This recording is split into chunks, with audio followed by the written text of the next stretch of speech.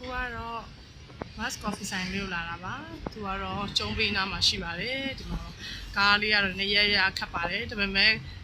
ဆိုင်နောက်မှာတော့ကားပါကင်တဲ့နေရာသားလေးတော့ထားပေးထားပါတယ်ကဲစောင့်ဝင်ပါမယ်ရှင်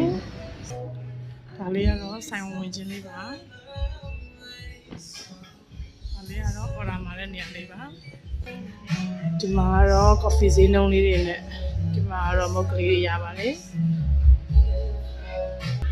ဒီမှာရေခဲမုတ်တွေလေးတွေရပါတယ်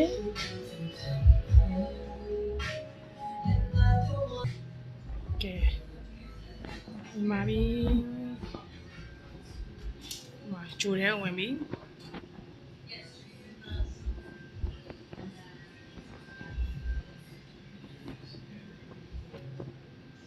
ဒီမှာတော့ညဘက်ဆိုရင်တော့ဘာဖွင့်နေလို့ထင်ပါတယ်ကဲဆက်သွားပါမယ်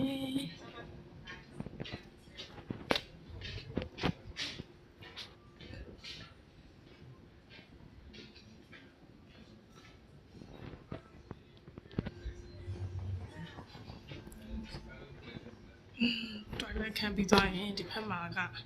မြူးစုံနဲ့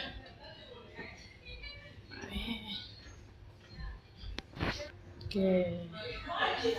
ဒီမှာပါကဲဒီမှာပါ